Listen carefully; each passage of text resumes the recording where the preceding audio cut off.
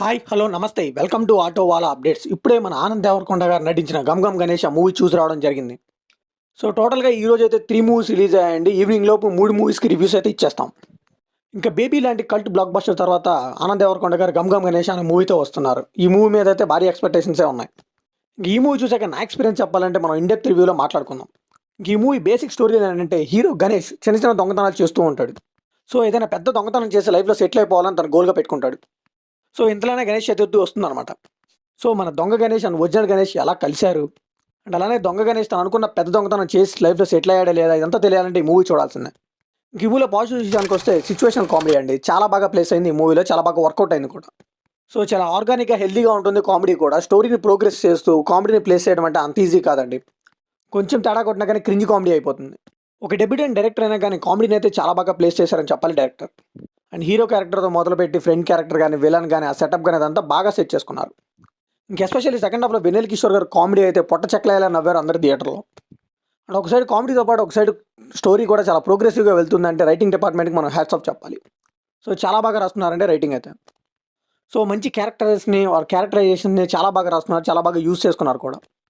So ఒక మంచి screen play వల్ల అక్కడక్కడ ట్విస్టులతో మూవీని అయితే అలా బాగా తీసుకుంటూ వెళ్ళారు.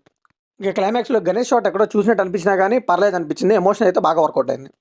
ఇంకా మూవీ అంతా కూడా రాయలసీమ సెటప్లో జరుగుతూ ఉంటుందండి. రాయలసీమ సెటప్లో కవిభవన్ పెట్టాలని చెప్పి ఐడియా వచ్చింది చూసారా, అది గ్రేట్ అని చెప్పాలి. చాలా బాగా ఎగ్జిక్యూట్ చేశారు కూడా. సో రాయలసీమ నేటివిటీకి తగ్గట్టు అక్కడ ఉన్న కామన్ ఆస్పెక్ట్ని తీసుకొని స్టోరీకి చాలా బాగా యాప్ చేసుకున్నారు. ఇన్ఫాక్ట్ అవి అంత బాగా బ్లెండ్ అయ్యాయి కాబట్టి మూవీ చాలా బాగా వర్కౌట్ అయింది. ఇంకా డైలాగ్స్ అయితే సూపర్ న్యాచురల్గా అనిపించాయండి. సింపుల్గా అనిపించినా కానీ ఆ క్యారెక్టర్ ఎలా బిహేవ్ చేస్తుందో మన పక్కింటి కుర్రాళ్ళలాగా అలానే ఉంది సినిమా అంతా. అండ్ మ్యూజిక్ అండ్ బీజిఎం అసలు సూపర్ అని చెప్పాలి. మూవీకి హైలైట్గా నిలిచాయి. ఫ్యూజన్ మ్యూజిక్ ఇచ్చారు కానీ చాలా బాగా వర్కౌట్ అయింది. ఇంకా సినిమాటోగ్రఫీ ఓకేష్గా అనిపించింది. ఎడిటింగ్ అయితే ఇంకొంచెం షార్ప్ ఉంటే బాగుండేదని నాకు అనిపించింది. ఇంక ఈ మూవీలో అన్ని పాజిటివ్స్ అయినా నెగిటివ్స్ లేవంటే మూవీ అన్నాక ఫ్లాస్ అయితే చాలా ఉన్నాయండి. ఫస్ట్ వన్ వచ్చేసి ప్రిడిక్టబుల్ స్టోరీ అండి. ఇలాంటి స్టోరీ మనం ఆల్రెడీ చూసేసాం స్వామి రారా ఇలాంటి మూవీస్లో. ఇన్ఫాక్ట్ ప్రీ క్లైమాక్స్లో అయితే మనకి స్వామి రారా అనే గుర్తొస్తుంది. స్టోరీ పరంగా అయితే కొత్తగా ఏం ట్రై చేయలేదు. సో క్యారెక్టరైజేషన్స్ బాగున్నా కానీ ఇనీషియల్గా వాళ్ళ యాక్టింగ్ అందరితో కూడా చాలా ఆర్టిఫిషియల్గా అనిపిస్తుంది. అది యాక్టర్స్ పర్ఫార్మెన్స్ ఏం తప్పు కాదండి, టేకింగే అలా అనిపిస్తుంది. సో సింగిల్ లైన్లో చెప్పాలంటే ఫస్ట్ 20 మినిట్స్ అయితే ఏదో షార్ట్ ఫిల్మ్ చూస్తున్నట్టే అనిపించిందండి. తర్వాత వన్స్ మూవీ ట్రాక్ ఎక్కిన తర్వాత అయితే మూవీ నెక్స్ట్ లెవెల్లోకి వెళ్ళిపోతుంది. సో ఎక్కడా కూడా బోర్ కొట్టదు, అదైతే ఫర్ షూర్గా చెప్పగలను. కొన్ని క్యారెక్టర్స్ బాగున్నా కానీ కొన్ని క్యారెక్టర్స్కి అయితే లాజిక్స్ చాలా ఆడ్గా అనిపించాయి. సో విలన్కి ఒక మంచి స్ట్రాంగ్ ఇంట్రో పడినా కానీ సెకండ్ హాఫ్లో అయితే అంత పవర్ఫుల్గా చూపించలేకపోయారు. ఇంకా వెనిల్ కిషోర్ గారి క్యారెక్టర్ బాగున్నా కానీ స్టోరీకి అయితే అసలు సంబంధమే ఉండదండి. సో ఇలా కొన్ని ఆస్పెక్ట్స్ వల్ల అయితే మూవీ కొంచెం వీక్ అనిపించింది.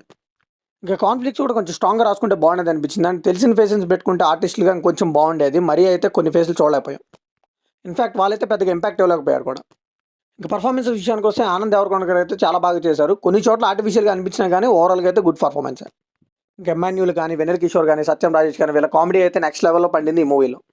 ఇంకా హీరోయిన్ ప్రగతి శ్రీవాస్తవ గారు కూడా చిన్న రోల్ అయినా కానీ బాగానే ఇంపాక్ట్ క్రియేట్ చేశారు. అండ్ విలన్ రోల్కి అయితే పెద్ద స్క్రీన్ టైం లేదు, ఆయన అయితే బాగానే చేశారు. ఇంకొకరు అయితే తెలుగు వాళ్ళు కొంచెం బాగా చేసేవాళ్ళు నాకు అనిపించింది. సో ఫైనల్గా ఈ మూవీకి మనం ఇచ్చే వర్డిక్ట్ ఏంటంటే కొన్ని ఫ్లాస్ని పక్కన పెడితే కామెడీ ఎంజాయ్ చేయడానికి అయితే ఈ వీకెండ్కి పక్కా ట్రై చేయొచ్చు ఈ మూవీని. సో ఇది కంప్లీట్లీ నా ఒపీనియన్ మాత్రం. మరి ఈ మూవీ మీకు అనిపించిన కాబట్టి షేర్ చేసుకోండి, లైక్ చేయండి, షేర్ చేయండి, వెళ్ళే ముందు సబ్స్క్రైబ్ చేసుకోండి.